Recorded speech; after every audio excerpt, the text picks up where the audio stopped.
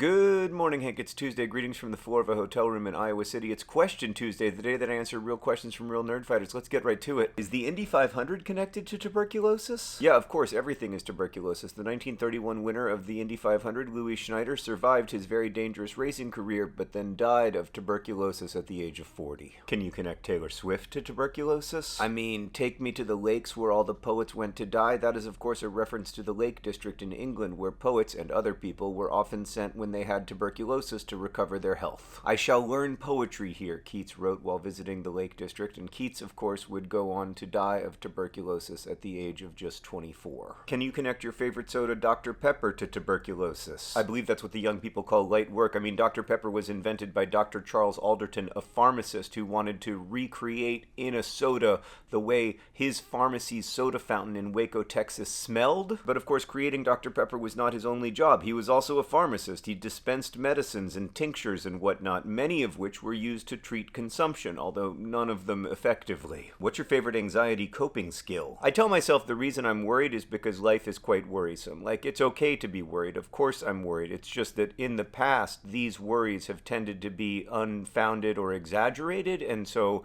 I can hopefully take that past experience and apply it to my present worry. What's your favorite fact that didn't make it into Everything is Tuberculosis? The Beatles only exist because of tuberculosis, at least if you'll agree with my stipulation that Ringo is an essential Beatle, which I really believe he is. Ringo Starr had tuberculosis as a young child. He lived in a sanatorium, and that is where he learned to drum because he was exceedingly bored, like many patients at sanatoria. He eventually received the curative treatment that was just becoming available, survived TB, and went on to be, I will say it again, an essential Beatle. Favorite person you met on tour? I've met so many wonderful people on tour, from folks who worked at USAID to folks who work at the CDC on tuberculosis. It's been amazing, but my favorite person was a security guard in Philadelphia named Ken. Ken was born in a tuberculosis sanatorium in 1952 and survived tuberculosis as an infant. He told me that when he was a little kid and receiving the treatment for tuberculosis, his mother had to crush up 90 pills per day and put them in this sugar water concoction she used to get him to take his medicine,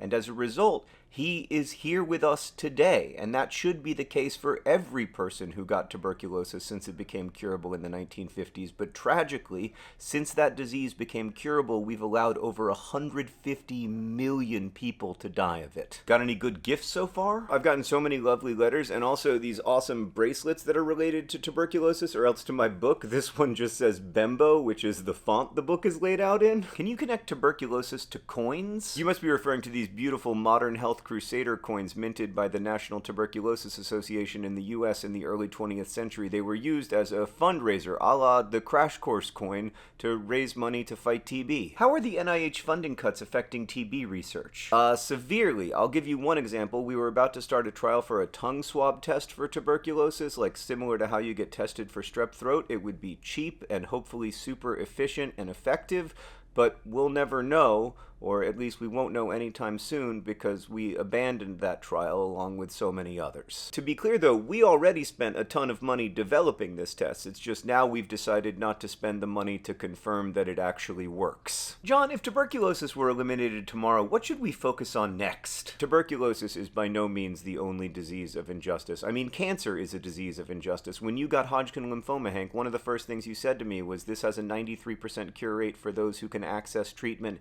and like a 20 to 70% cure rate in low and middle income countries. That estimate, 20 to 70%, is so wide because we don't even do a good job of diagnosing or identifying or counting Hodgkin lymphoma patients in poor countries, let alone treating them. Measles and cholera and HIV and diabetes are diseases of injustice. Ultimately, we do not cure these diseases only through biomedical interventions, but also through reforming our systems so that they include more people and better reflect what we all know to be true, which is that all human lives have equal value. How are you holding up with the very ambitious tour schedule you have for Everything is Tuberculosis, the hit new book available in bookstores everywhere? First off, I love it when y'all do my marketing for me, but yeah, I'm tired. I'm definitely tired. It's a different city every day, and that's both exhausting and exhilarating.